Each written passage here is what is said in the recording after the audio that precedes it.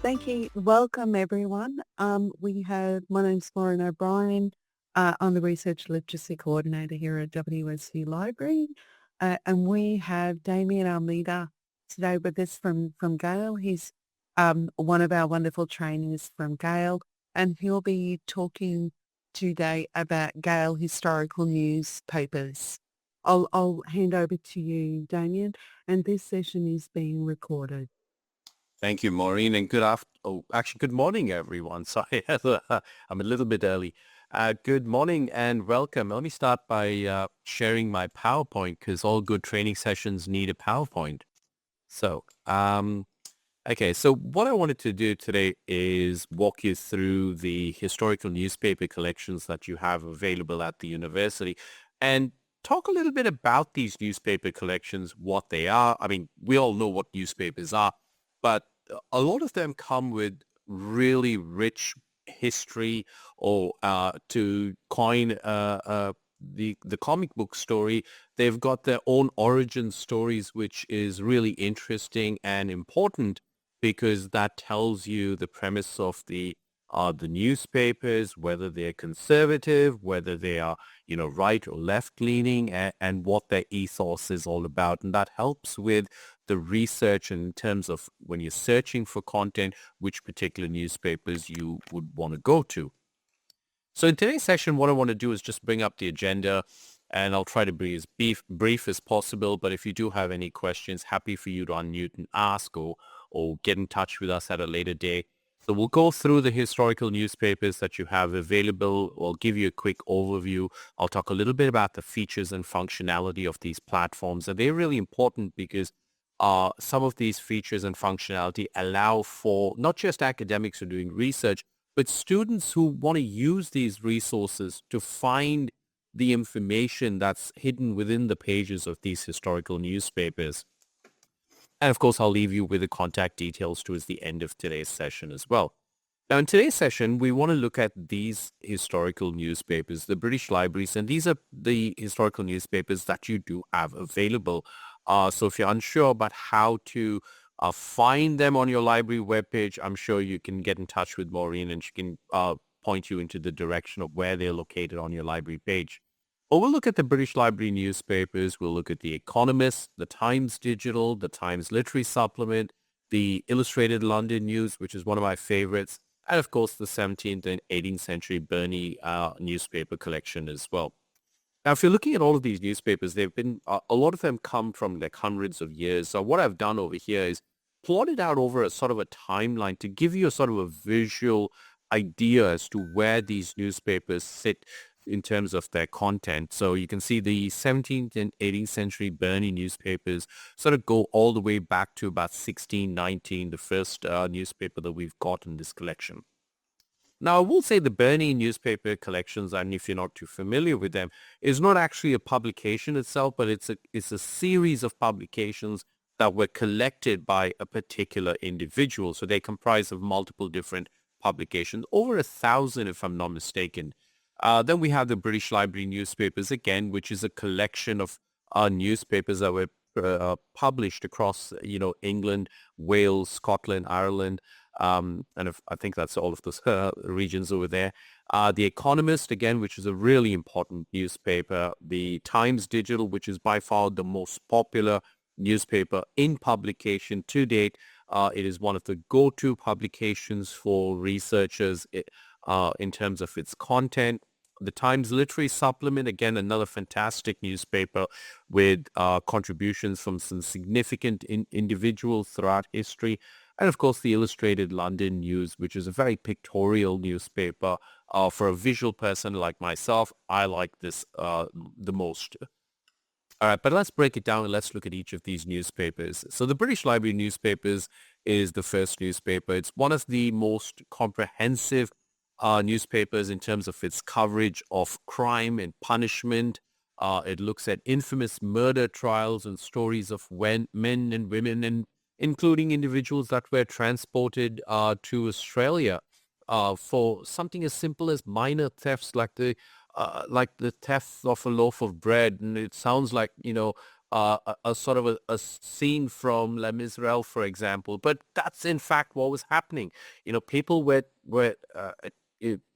charged for these petty crimes and then put on the boats and shipped off to Australia um, over here. But if you think about it, these newspapers are essentially eyewitness accounts of the social transformation of the mid-19th century. And we can read through these stories, we can look at the illustrations, the advertisements, and the aspirations and anxieties of these individuals in the time gone by. And we can learn from their history of how they perceive the world around them. But also what's really interesting is if you think about it is back in this particular time, they didn't have Twitter or YouTube or X or all of those applications. So newspapers were a source of entertainment for these individuals. The power of the written word was the most important thing for the individuals back in the day. People would get a newspaper, they would read these stories, and that would, get them through their day.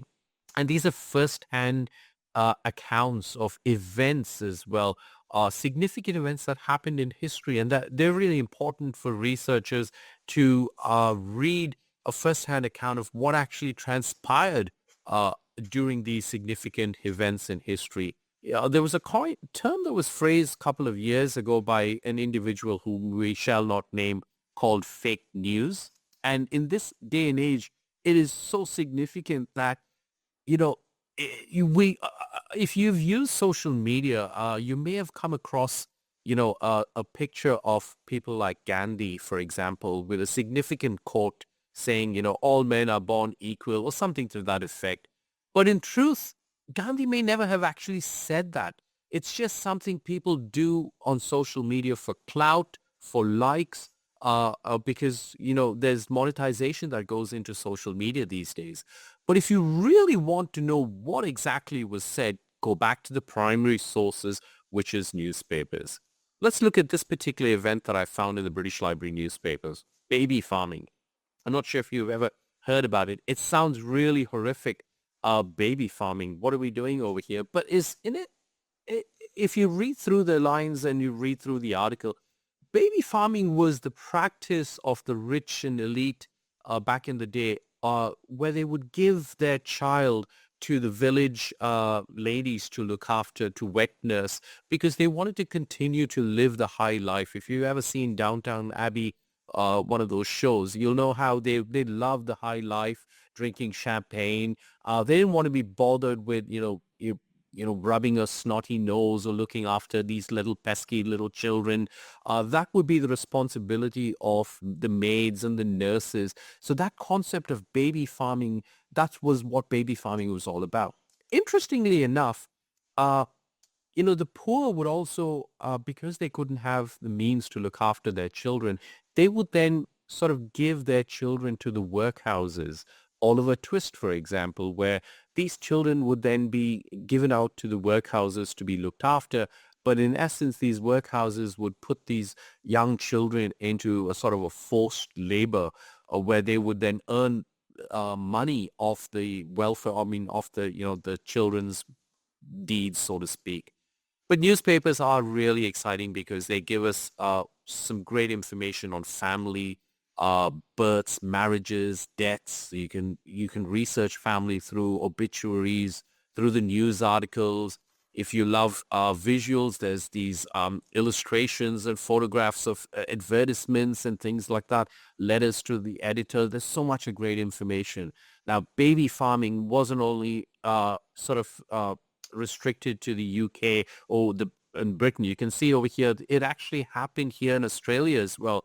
I found articles in the British Library newspapers about baby farming here in Sydney, and I think there was one in Melbourne as well. Here we go. This one's from baby farming in Melbourne. In fact, one of the famous authors, I think it was Charlotte Bronte, if I'm not mistaken, was actually a product of baby farming, wherein her family had given her to be looked after from to the village maid, so to speak. Now, again, don't take my word for it. Go back to the primary sources and look that up. And that's why primary sources are so important. You can fact check the things that people say in the pages of these newspapers. But a little bit about British Library newspapers. Now, I'm not dangling a carrot here. I've grayed out the other parts of the British Library newspapers, but I wanted to tell you that the British Library newspapers is something that is really important to us here at Gale. It is a series that we're consciously trying to grow. We started out with, British Library newspapers part one, which is looking at about 47 newspapers from around the United Kingdom. And we expanded on that on part two, which you have. But we've been consciously growing this series, and now we're sort of further expanding it out into looking at newspapers from Southeast Asia. And I know plans are afoot to look at other newspapers as well from regions around Australia. To find out more about that, you can always reach out to Isis, who's on the call today, and talk about it. But it's a series that we are growing, and it's a series that is, there is a wealth of information available at the British Library newspapers. We have literally just broken the tip off the iceberg in the amount of the holdings that they've got. It does take time to digitize this content, but we're working on that, and we'll keep releasing it. But here's a great example that I found for today's demonstration. The obituary of Sir Robert Strange, the engraver. He was a Jacobite. He spent many years outside of Great Britain. He eventually was sort of made peace. He came back. He was knighted by George III. And if you're wondering why am I talking about this particular individual, Sir Robert Strange, well, he was actually my seventh great-grandfather. And surprisingly, the title of Sir never passed down the family line. I was pretty disappointed about that, as they say in Australia, devil. But if you look over here, that is Sir Robert Strange, the engraver. And way down over there, that's me standing right in front of Australian Castle, or as they say, just taking in the serenity.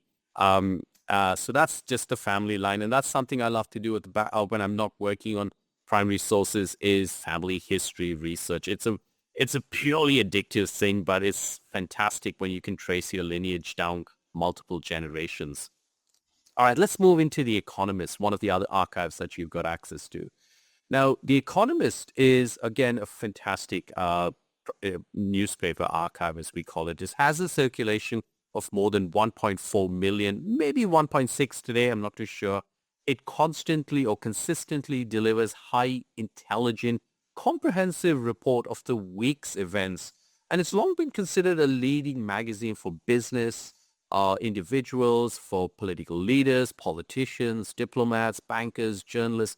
These are busy individuals who don't have a lot of time to read the newspaper every day. They like a quick, sharp, succinct summary of the events of the week to catch up on while they're sitting on business class traveling between Paris and Sydney or Paris and Melbourne.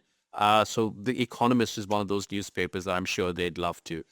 It was founded in 1843, and it was founded on some specific principles that remained as relevant as it is from the day it was found. Now, if you want commentary analysis of the week's events, you should refer to The Economist.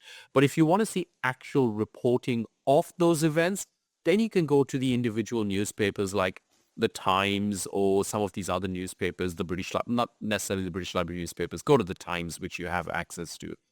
So the Times records the the day-to-day events of a particular event, but The Economist is giving you a very quick overview, a summary, so to speak, of those particular events. But what is The Economist? Well, The Economist was initially founded by a British businessman and banker named James Wilson to advance and repeal the Corn Laws, which was a system of import tariffs. The Corn Laws, as they call it, was basically trade restrictions that was put on imported food and corn that was enforced by the United Kingdom between 1815 and 1846. So The Economist was essentially founded to repel those harsh laws. But the prospectus for the newspaper on 1843, when it was founded, there were I think about 12 guiding principles that The Economist sort of decided upon. One, it would be original leading articles. It would be articles that relate to practical, commercial, agricultural, foreign topics. It would report on parliament proceedings. It would provide general news of the courts. It would provide topics on agriculture, on colonial and foreign topics as well, law reports and books. And that has sort of been the guiding principle for The Economist till today. There's some really great, oh, this is just a quick snapshot. Sorry, the animations are coming a little bit later. This is just the prospectus of The Economist that I found and those 12 different points that I actually talked about.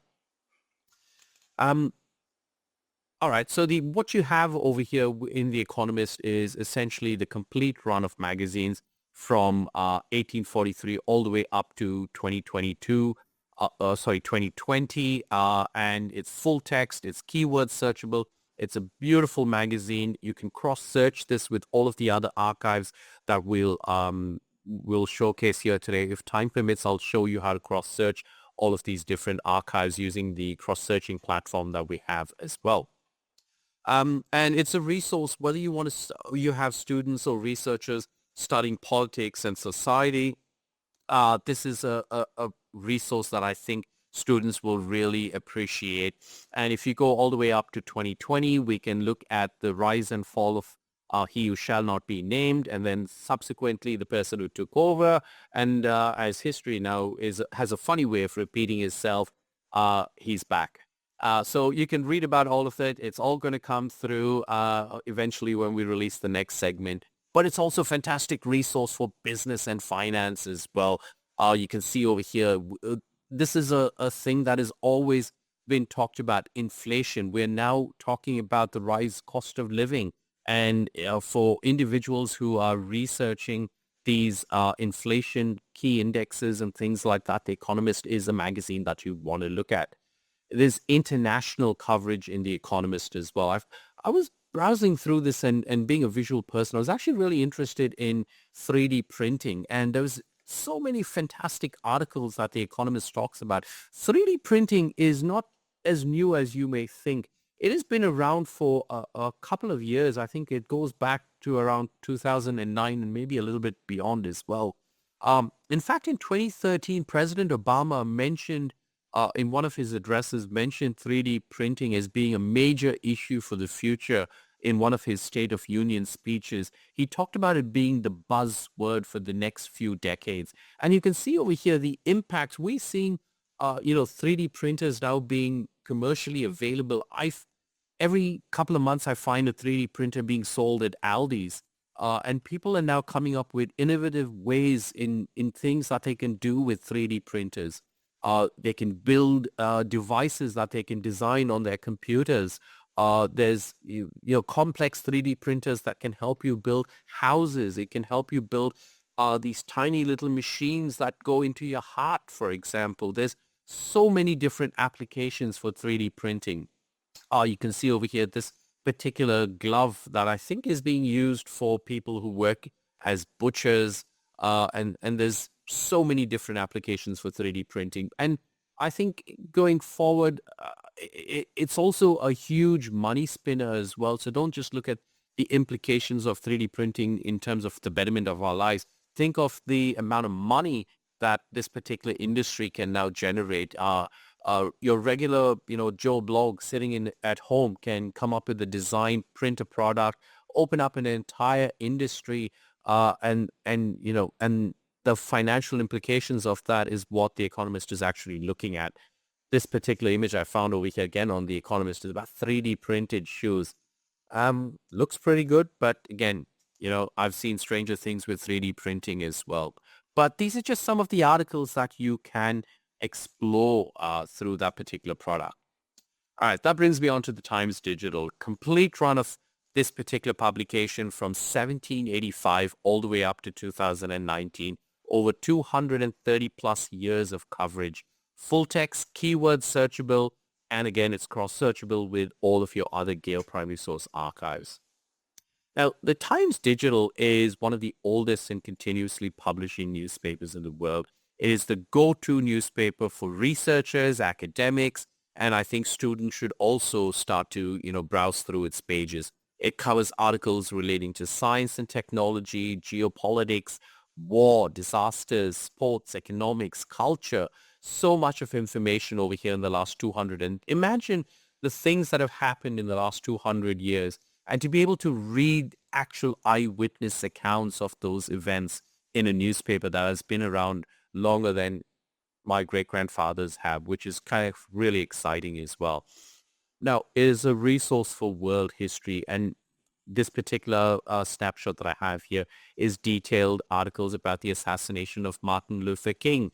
You can also browse through things like Neil Armstrong's first moon landing, the fall of the Berlin Wall, the rise of the internet, which we all take for granted today. We just get on our computers, open up a browser or use our phones, and we just Google, hey Google, I have a cough. What are the symptoms? As my mother would do. Um, but we take, if we think about, the history of the internet and we want to learn about that, this is a great place to do that. It's international coverage of events that have happened in the last most recent, right up to 2019. Think of the things that have happened, like the migrant crisis around the world, the wars, the economic situations. It's a great newspaper to analyze these events and look at it with a sort of a critical focus, so to speak. But the Times wasn't always the newspaper that you know it to be. In fact, the very first Times here, you can see right up till about 1966, that's what the Times newspaper used to look like. Very boring. The first page was always filled with advertisements and details, lots and lots of text. But on the 3rd of May in 1966, they made this conscious switch to start to include articles on the first page. Now, it was done because some of the other newspapers at the time, like The Sun, the Daily Mail, the Mirror, started to think about sales. And that's a big thing with newspapers. You can print information which is accurate, but if you're not selling newspapers, what's the point of being in the newspaper game? So the other newspapers started this thing called sensationalized headlines, where they would put big bold letters on the first page with a nice big visual to captivate the audience, and also to draw people to pick up a newspaper and buy those newspapers. So the Times wasn't sort of the first, but they sort of jumped on the boat of, trying to make the newspaper appeal to its readers, started to include photography, started to include these big, bold headlines that people would then, pick up the newspaper and said, yeah, I want to buy that. I want to read that. And that made a sort of a switch. And that's what we all are familiar with newspapers today, with those big, bold headlines. And one of the first mentions of the word Australia was back in 1811. You can see over here about the voyage to Australia.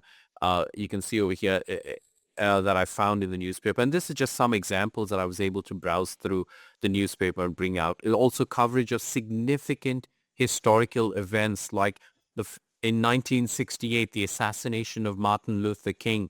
1969, the moon landing. Oh, depends on who you speak to, Gen X, Gen Y, or whatever the new ones are called these days. They call it fake news. But, these are primary sources. This is what happened. This is what was published on the day. And of course, the iconic image of Mandela strolling to freedom in 1990.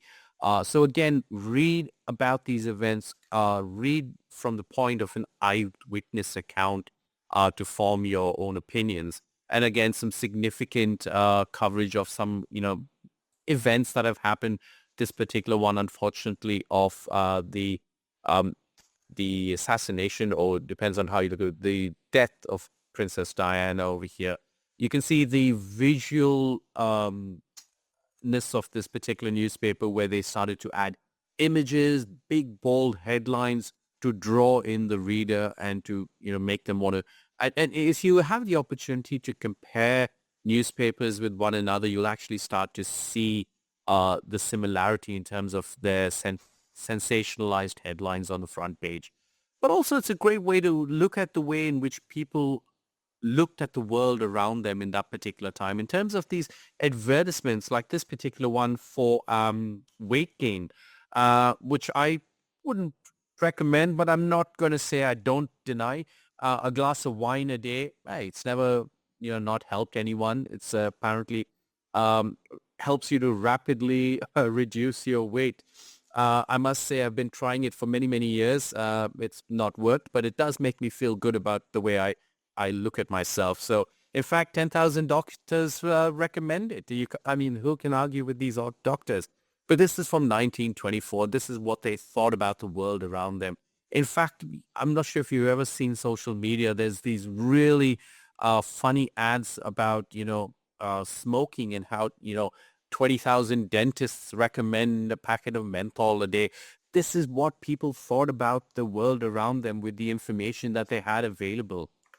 Breaking headlines, and I assure you this particular image is not from 2 weeks ago, but this was from a couple of years ago, and there's just it's been a newspaper that's been credited for breaking some historic news headlines over the last couple of years.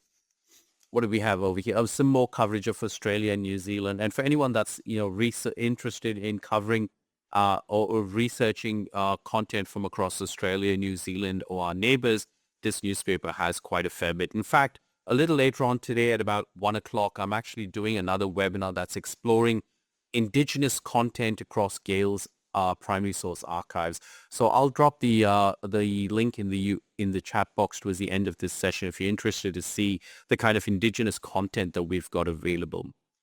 Some content from New South Wales over here as well. There was one article that I found some time ago on the voyage of discovery to New Zealand and Australia. There was an article I found some time ago about 10-pound palms. That's the art. I'm not making that up. That's what it was called, about English migrating to Australia for the promise of a 10-pound paycheck. So it was quite interesting, and you can look that up. Remember that 10-pound palms? It's a very big thing. It was, I think, it was in the early 1900s, somewhere around then, when migration to Australia was huge. All right, that brings me into the Times Literary Supplement Historical Archive. Now, what is the Times Literary Supplement? It was started in 1902. It was one of the world's leading newspapers for cultural studies. And it was started as a supplement to the Times, but a few years later, the Times Literary Supplement broke away, or it split from the Times and became an entity in itself, by itself. Every week, the Times Literary Supplement publishes reviews on books, book extracts, essays, poems from some of the leading writers around the world, and is one of the major English language publications to review books that are published not just in English but in other languages as well, like French, Spanish, Italian, and German. And it's attracted contributions from some influential writers like Virginia Woolf, James Hendry, Richard Dawkins, and so much more as well. In fact, individuals like George Orwell, Margaret Atwood, so many individuals have contributed to the pages of the Times Literary Supplement. It's a truly international publication. They've also got these special issues like this particular example over here as well that are included in the archive that you'll find as well. It focuses also from time to time on specific countries, and it looks at the education in that country. Like in 1929, it focused on Germany, for example. In 1934, there was a 28-page section devoted to Italy and everything about this particular country. Also, it looked at America as well. So you'll find these sections appearing throughout, focusing on countries. There's book reviews over here that look at the arts, culture, history, language, religion, and so much more. It's a beautiful newspaper. Now, in terms of book reviews, you can see over here, there's book reviews from all of these different countries that are available over here. This is just a quick snapshot of what I was able to find. But we also have visual and performing arts. They also focused on the arts section, the plays, the operas, the musicals, and they would give these beautiful write-ups about these plays that would occur across, the nation, so to speak. And there's some really interesting things that you can read over here. Exhibitions and the cinema as well, which was a new medium starting out in the early 1900s. They would talk about it. There's really fantastic poetry that you can find in the Times Literary Supplement as well. Some of the 20th century's greatest poets are included over here as well. You can see this particular individual, Auden. There's more poetry over here, some more examples as well that you can find. And there's lots and lots of great stuff that you'll find throughout the pages of the Times Literary Supplement. There's also essays and articles that you may be interested to explore as well. These include articles that have been written by authors like Virginia Woolf, for example. You can see over here the 50-year rule. This was written by, I can't quite sing, no, this one is written by Jax. Oh, this one's by Virginia Woolf over here, 75 years on, you can see. So these are just a few of the different examples that I was able to find in this particular newspaper. I actually found an example for the Gale Group as well. As we were previously known, Thomson Learning. I found Sir Winston Churchill papers, again, published by the Gale Group. If you see the top left-hand corner over there, the obituary of Rudyard Kipling, for example. And the thing with these obituaries and letters to the editor, they're really important for people who are looking at family history research, or if they're trying to find background information for a particular individual. You may be doing a research article about an individual, and you may want to find some family history about that individual. Newspapers are your go-to to find context about that individual. My favorite is the Illustrated London News. The reason being, I'm a very visual person. I like anything to do with like big pictures. You can see over here in 1842, the Times or the Illustrated London debuted. It became one of the world's first fully illustrated weekly newspaper, marking a revolution in journalism and news reporting. It presented vivid pictures of Britain as well as significant world events. You may notice that little sail-shaped building over there. It's been on just about every postcard that we see. Welcome to Australia.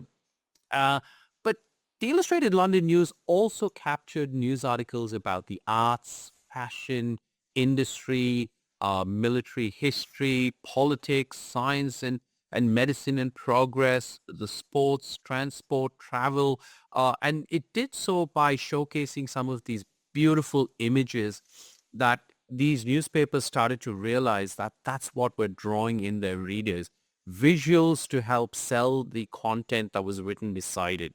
Now, a lot of people, if you ask them, I'd say, 7 out of 10 people love an archive like the National Geographic magazine. Why? Because it has a combination of visuals and content that's written, in an easy to read format. This is something very similar. The visuals help sell the story to the reader. But from a research purpose, it's a great way to sort of see some of these visuals, and this particular one is looking at the travel revolution. But there's other key things that you can find, like the hungry 40s and the famine in Ireland. We all heard about the great potato blight that appeared in England and spread to Scotland and Ireland. You can read about that over here with some great visuals. Queen Victoria and the representation of domesticity. Oh, my cold is not preventing me from saying certain words.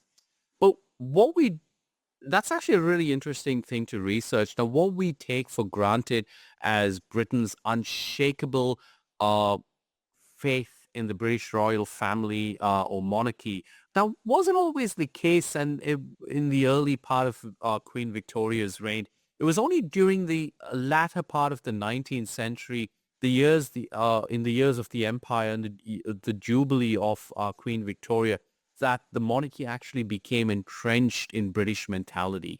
Prior to that, it wasn't the case, and that's a really interesting thing to research as well. In a newspaper like this, you can look at things like the Franco-Prussian War, or read all about Joseph Stalin and look at some great visuals that are captured in there. And we come to the 17th and 18th century Burney newspaper collection. Now, what's exciting about the Burney newspaper collection is it is a collection of newspapers. Charles Burney was an English scholar, a schoolmaster, and a clergyman, and he collected these newspapers. There were over 1,000 newspapers that he collected from places like Barbados, France, Germany, Ireland, Italy, Jamaica, Netherlands, and a few of these other places. He collected these newspapers, he read these newspapers, and he would then sort of share these newspapers with his friends and sort of in his circle, so to speak. A lot of these were bound together in as volumes when we were digitizing them, and they include many different types of documents like broadsides, which is a large sheet of paper which is normally used for proclamations or commentary. There are a few manuscripts and monographs in here.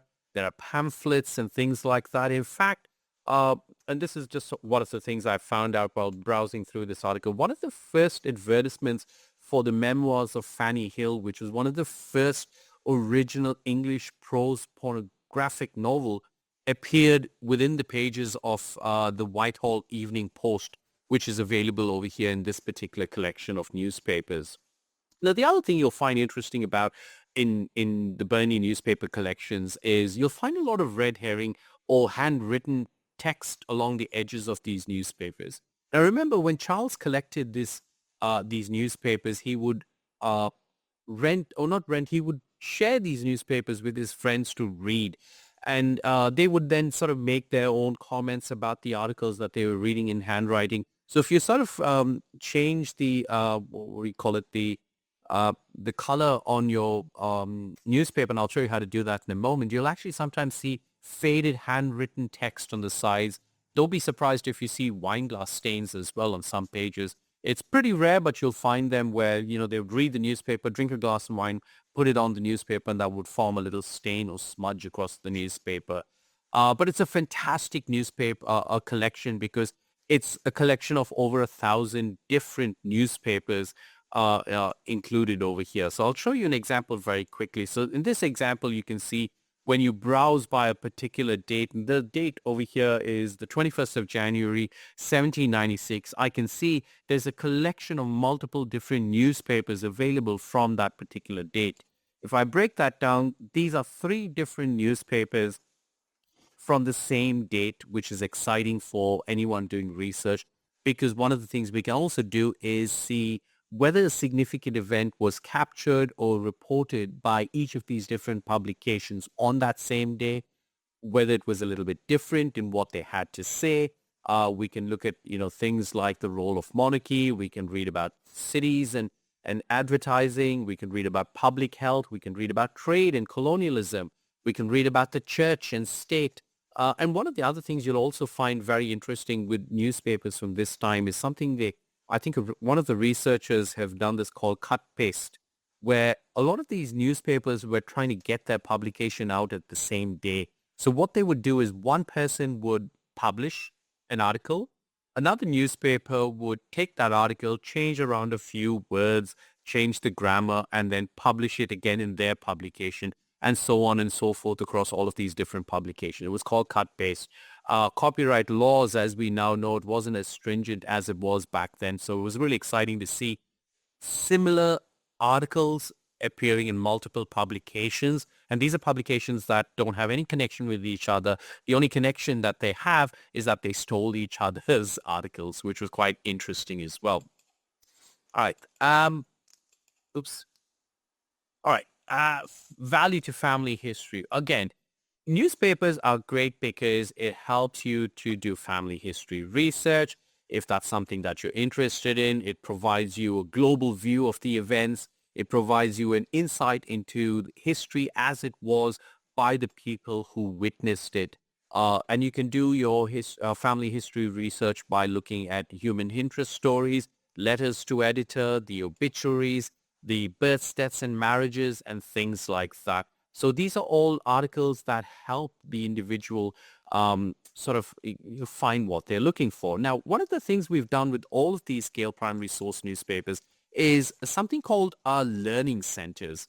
Now, learning centers, we've developed learning centers for each individual primary source archive that you've got access to. It's based on the American Library Association, these 4 key concepts: conceptualize, find, understand, and use. And the premise of building these learning centers is for anyone that's new to Gale, anyone that's new to primary sources, to give them some sort of a starting point on how to use this content and how they can use this content. Now, if you break down each of those 4 concepts, like conceptualize, for example, you can read a little bit about each of these archives. Each of these learning centers are unique to the archive themselves. So when we release an archive, it takes us about 3 to 4 months to build a learning center. So we write a little bit about why we've digitized this archive, the history of this particular newspaper. We provide sample topics and searches that an individual may want to get started with.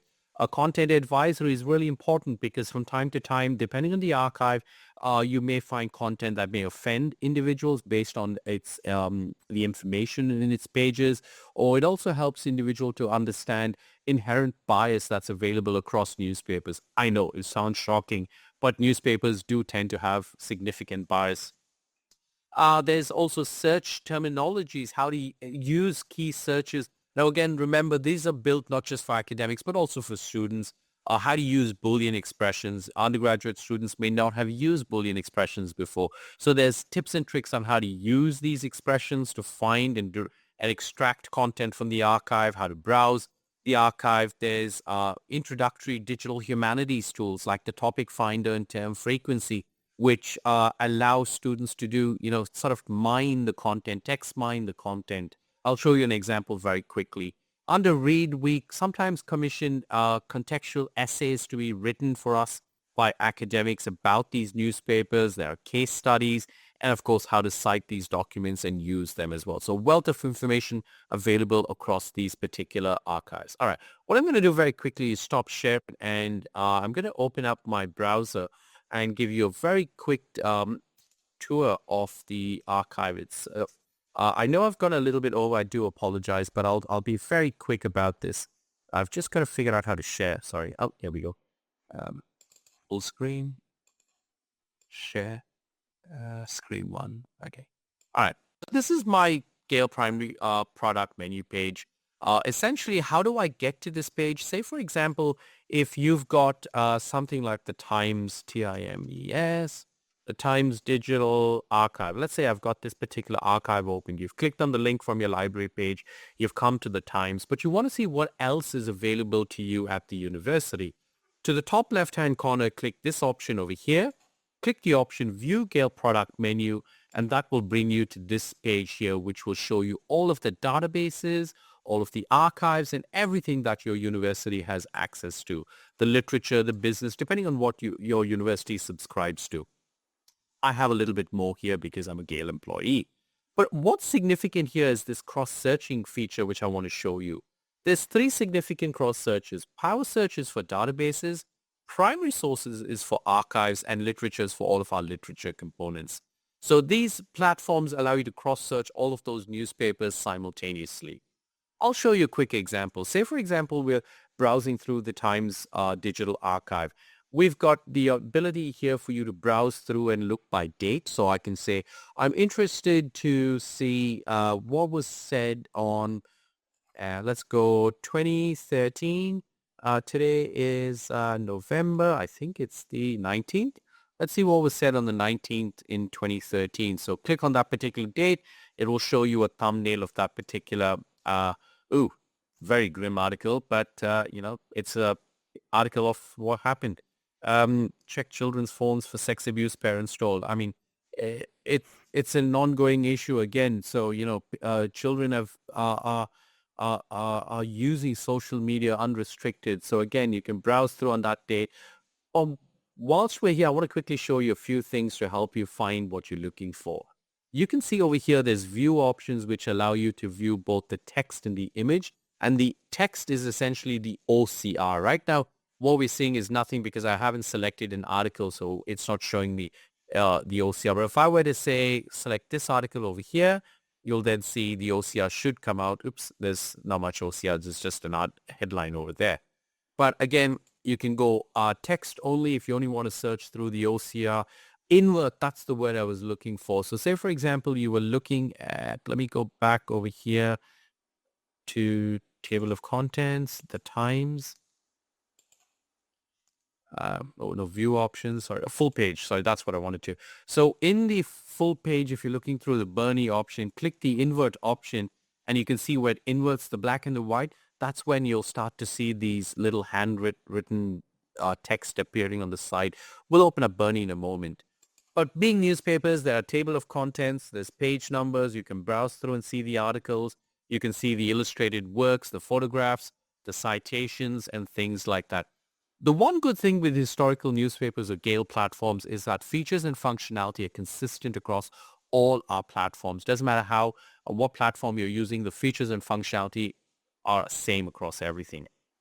What I do want to show you very quickly is the topic finder, which is a great way to visualize your search. So if I typed in something like, let's say, AMER, oh no, let's not try that. Let's say AUSTRALI, Australia. What it's going to do is visualize any articles that contain that key search and present it to me in these topical clusters. And from here on, what I can do is then click on anything that I'm interested in. Say I'm interested in sport. As I keep clicking on those clusters, it's curating the results on the right-hand side over here for me, which makes it easy for me to be able to find what I'm looking for. The other feature that we have is term frequency. What the term frequency does is plot the occurrence of a particular word. So say, for example, over here, I want to look at the word cricket. And being a cricket tragic, you can see over here, there's quite a fair bit of content that contain the key term. Here's a little sort of a trivia question for you. You can see this little dip over here. And if you're a researcher and if you're like, hang on a second, why is that dip over here? Use your mouse and drag it over that section and you'll see there's a significant drop in 1979. And it troubled me for a while thinking, oh, maybe we haven't digitized anything from 1979. But I've since come to learn that in 1979, the Times newspaper went on strike for much of the year. There was a dispute with the people working in the paper mills or whatever, and they didn't publish for, I think, about 8 to 9 months. They didn't publish any newspapers, and therefore there's that dip. So tools like this can tell us things. If we dig a little deeper, we scratch behind the surface, we can uncover the reason behind some of the trends that we're seeing over here. Going back to the home page, we've got the Learning Center, and you can see in the Learning Center over here, there's those 4 key concepts that I talked about the archive, or it gives you the history of the archive. There's sample topics and searches.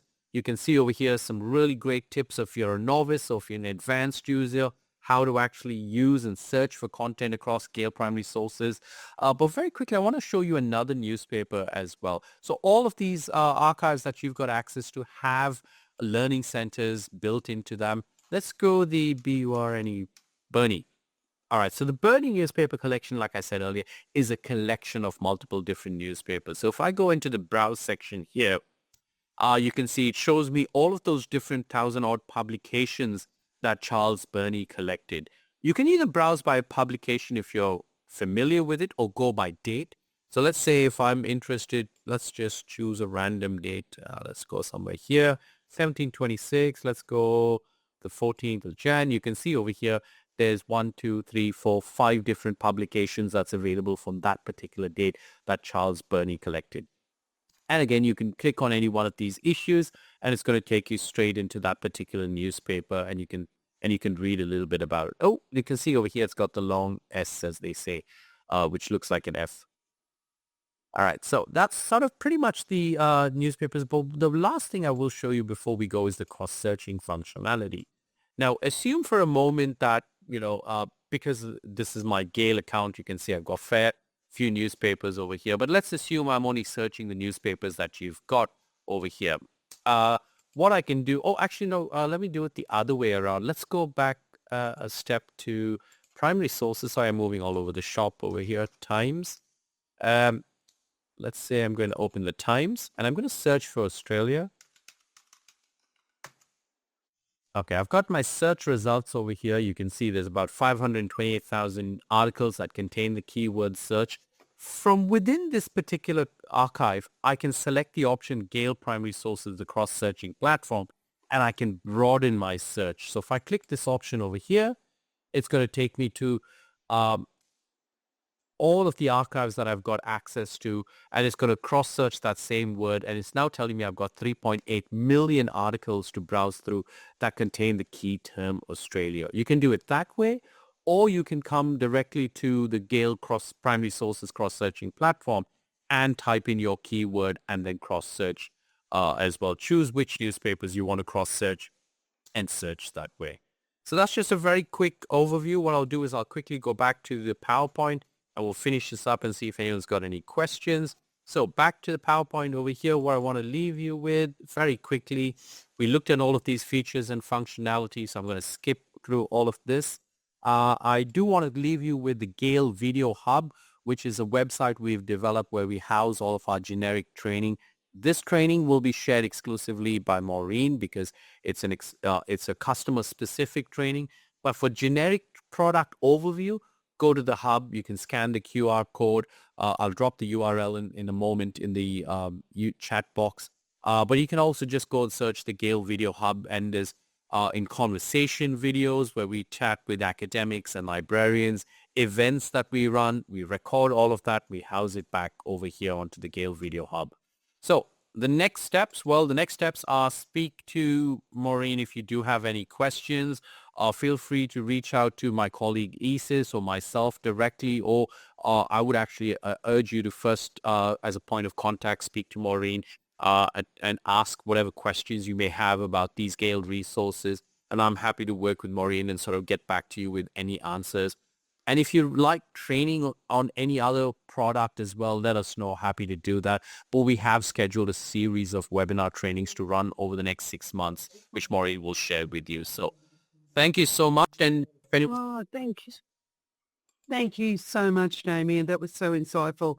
And you bring what could very well be a very dry topic, but you make it come alive. And it's just fantastic. Thank you so much. Yeah, please, if anyone has any suggestions, like you'd like training in a certain area, especially to do with Gale products, please drop me an email, maureen.o'brien@westernsydney.edu.au. I'll be happy to facilitate that with Damian. Thank you, everyone. Thanks for coming. Thank you so much, Damian. no worries. Always a pleasure to have you present. And if there's no further questions, we'll call it a day. Excellent. Thank you, Maureen. Thank you, everyone.